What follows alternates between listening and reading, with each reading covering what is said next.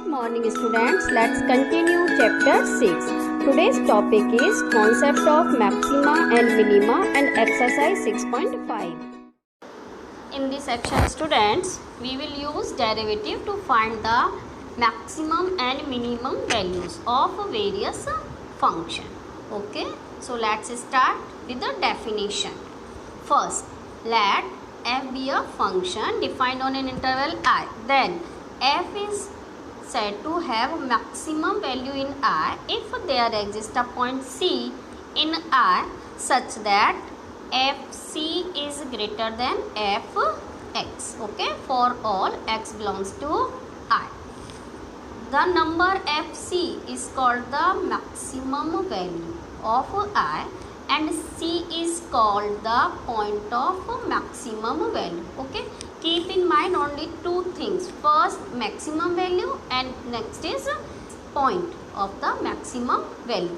Here C is the point of maximum value and fx is the maximum value. Okay, now next, f is said to have minimum value if there exists point C in I such that fc is less than fx. Okay students, and here also fc is called the minimum value of f in I and point C, it is the point of minimum value. Okay, third is f is said to have an extreme value in I if there exists a point C in I such that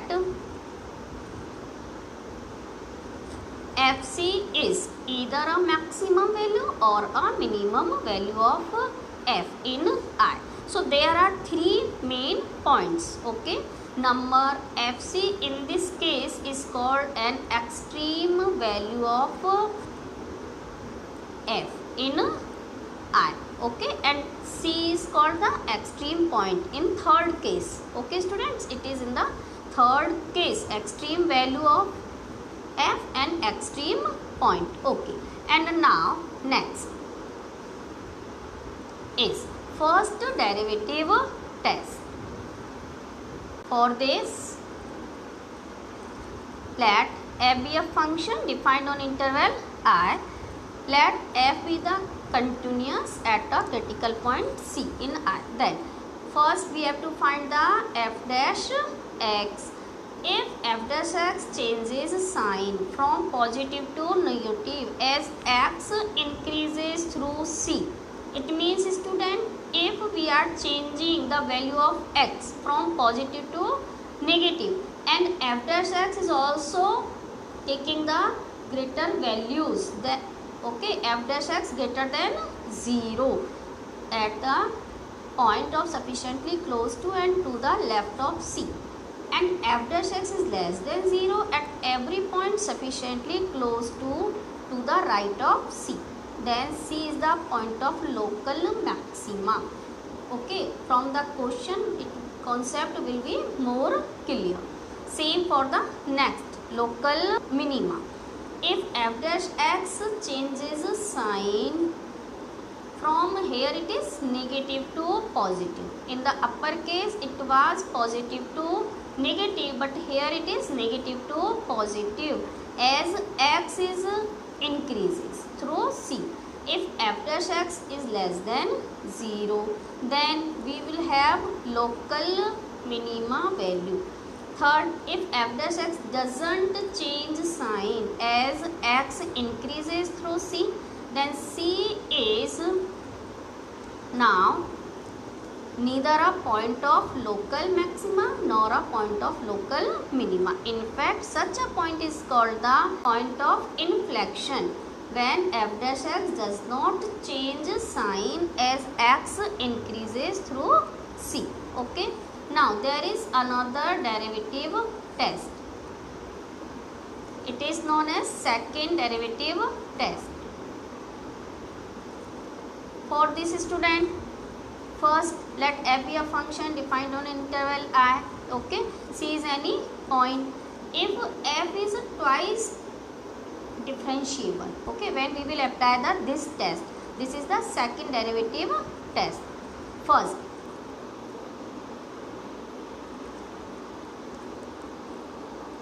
x is equal to c is a point of local maxima if f dash c is equal to 0 and f double dash c is less than 0. Okay, point value fc is local maximum value of f.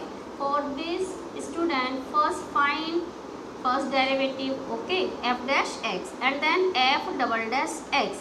Okay, x is equal to c, point of local minima, it was the local maxima. If f dash is equal to 0 and f double dash c is greater than 0, the test fails if f dash c is equal to 0 and f double dash c also is equal to 0. In this case, we go back to first derivative test and find whether c is point of local maxima, local minima or a point of inflection. Okay, and the special case, as f is twice differentiable at c, then only second order derivative of f as c. Okay, now first absolute maximum and absolute minimum. Working rule: whenever we will find the absolute maximum and absolute minimum, it is possible, student, only for the closed interval. Okay, if the closed interval is given in the question. So first step is find all critical points of f in the interval. Find points x where either f dash x is equal to 0 or f is not differentiable. For this, find f dash x and then f dash x is equal to 0 and find the value of x. Second point, take the end points of the interval. It will be given in the question for the closed interval. Okay. Third point, at all these points, calculate the value of f. Identify the maximum and minimum values of f out of these values. Okay. So now I am going to start exercise 6.5. Okay, question number first. Here the question is find maximum and minimum value if any of following function given by 4 parts are given. So first start the solution of first part of this question. Here student, the given is fx is equal to 2x minus 1 square plus 3. We have to find the maximum and minimum value. So here see, 2x minus 1 whole square, it is always greater than equal to 0. Okay, for all x belongs to our real numbers, and 2x minus 1 whole square plus 3. In this inequality, you will get it is greater than equal to 3. So fx is greater than equal to 3. It means 3 is the minimum value. Okay. So here minimum value of fx is 3.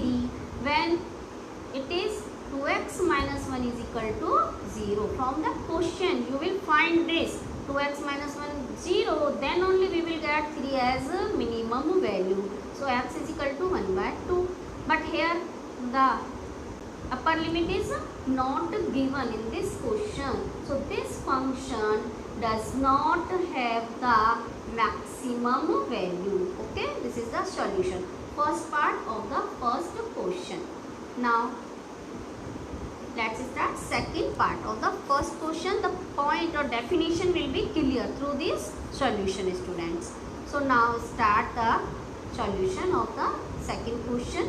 Here given fx is equal to 9x square plus 12x plus 2. First we would like to make it perfect square. Okay, so take 9 as common from this equation. You will get 9 in bracket x square plus 12 by 9x plus 2 by 9. Okay, and now x square plus 2 by 3 whole square. Okay, how will you will find this? You divide this coefficient of x, okay, by 2. Okay, coefficient of x here it is 12 by 9. So 12 by 9 divided by 2. It means multiply by 1 by 2. When you will be simplified, you will get 2 1s are 2 6s are and 3 2s are, and here 3 3 so it is 2 by 3. So here write 2 by 3. Okay, and now it is 2 by x plus 2 by 3 whole square. Now solve it. You will get x square plus here 4 by 9, but in the upper step it is not given 4 by 9, so you have to subtract. So here write minus 4 by 9, and next step plus 2 by 9 write as it. So we are trying here to make the perfect square, but when you will open this whole square, the step will be same as the upper step. Okay, now 9, and now solve this part. You will get 9 as common, it is minus 2 by 9, and when you will multiply by 9, it is 9x plus 2 by 3 whole square minus 2, and this is the perfect square. It means it is greater than equal to 0. Okay, and now add minus 2 in this inequality. You will get this is the greater than minus 2, so fx is greater than equal to minus 2. So try to understand. If you have doubt, student, ask. Okay, now solve the question number 3. Here given function is fx is equal to minus x minus 1 whole square plus 10. Okay, so first take this part only. Okay, here x minus 1 whole square greater than equal to 0. So minus x minus 1 whole square, it is less than equal to 0. In the previous class you have been studying the inequalities. Okay, whenever you multiply by minus, the sign will change. Now add the 10 in this inequality, so you will get minus x minus 1 whole square plus 10 is less than equal to 10. So here student, 10 is the maximum value. Okay, so maximum value of function is 10 when x is equal to 1. Okay, how it is? Since you are taking x minus 1 whole square is equal to 0. Okay, and when you solve, you will get x is equal to 1, and minimum value doesn't exist. Okay, now move ahead. Here question number 4, part of question first. Okay students, here it is gx is equal to x cube plus 1 at x tends to infinity.